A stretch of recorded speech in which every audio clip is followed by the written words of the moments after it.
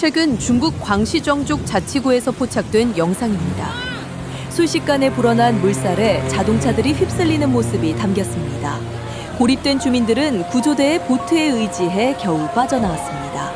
그런데 이 모든 상황을 만든 태풍, 사실 세력 자체는 그렇게 강하지 않았습니다. 제10호 태풍 마이삭입니다.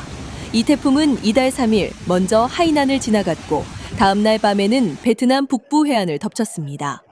그 뒤 진로를 북쪽으로 꺾어 광시 쪽으로 밀고 올라왔습니다. 신화통신에 따르면 지난 7일 저녁 기준으로 광시 지역 14개 지급시 63개 현과 구에서 피해가 확인됐습니다. 피해 주민은 37만 5천 명, 웬만한 중소도시 하나가 통째로 피해를 입은 셈입니다. 지금까지 6명이 숨졌고 11명이 실종됐습니다. 약 13만 명이 긴급 대피했고 농경지 피해 면적은 12,900헥타르로 집계됐습니다. 이 밖에 경제적 손실 규모는 아직도 조사가 진행 중입니다. 한때 사회관계망 서비스에는 저수지가 완전히 무너졌다는 이야기가 빠르게 퍼졌지만 당국은 시설 일부가 손상됐을 뿐 붕괴는 아니라고 밝혔습니다. 다만 그 하류 마을들이 물에 잠긴 것 자체는 사실로 확인됐습니다. 현지 주민들 사이에서는 20년 만에 가장 심각한 홍수라는 말까지 나왔습니다. 숫자로 봐도 체감으로 봐도 예사롭지 않은 물난리였다는 뜻입니다. 세력이 강하지도 않았다는 이 태풍이 왜 이렇게까지 큰 피해를 남겼을까요? 기상 전문가들의 분석은 이렇습니다. 마이삭 자체의 위력은 세지 않았지만 상륙한 뒤에도 약해지는 속도가 매우 느렸고 태풍의 순환 구조는 비교적 그대로 유지됐습니다. 게다가 계절풍을 타고 수증기가 끊임없이 밀려대면서 넓은 지역에 강한 비가 오래도록 쏟아졌습니다. 힘이 약해도 오래 버티고 넓게 퍼진 태풍이었던 셈입니다. 그런데 여기서 끝이 아닙니다. 같은 시각 중국 중부 후베이성에서는 전혀 다른 재난이 벌어지고 있었습니다. 지난 6일 저녁 후베이성 동부에 강력한 뇌우와 함께 토네이도가 들이닥쳤습니다. 지금까지 후베이성 전체에서 최소 11명이 숨지고 1명이 실종된 것으로 잠정 집계됐습니다.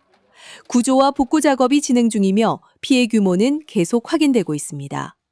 기상당국에 따르면 후베이성 76개 현과 진에서 순간 풍속 8급에서 10급에 달하는 뇌우성 강풍이 관측됐습니다. 어저우와 쉔닝 일부 지역에서는 순간 돌풍이 13급까지 치솟았습니다. 숫자만 들으면 감이 잘 안 오실 텐데요. 태풍 경보에서나 나올 법한 수준의 바람이 순간적으로 몰아쳤다고 보시면 됩니다. 그리고 황강시 황저우구에서는 결국 토네이도가 발생했습니다. 등급은 EF2, 중간 강도의 토네이도입니다. 흔한 강풍과는 비교가 안 되는 파괴력을 지닌 것으로 평가됩니다.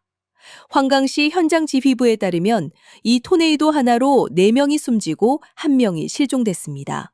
주민 380명은 급하게 대피하거나 임시거처로 옮겨졌습니다. 병원에는 178명이 실려가 입원했고 이 가운데 5명은 중태인 것으로 전해졌습니다. 광시의 물난리와 후베이의 토네이도, 사망자와 실종자 수는 이 시간에도 계속 바뀌고 있고 구조대는 지금도 무너진 마을과 흙탕물 사이를 오가고 있습니다. 그런데 아직 끝이 아닙니다. 신화통신에 따르면 새로운 태풍 바비가 7월 9일부터 중국 동부 해안 지역을 다시 강타할 것으로 전망됩니다. 마이삭이 핥히고 간 상처가 채 아물기도 전에 다음 태풍이 이미 대기하고 있는 셈입니다.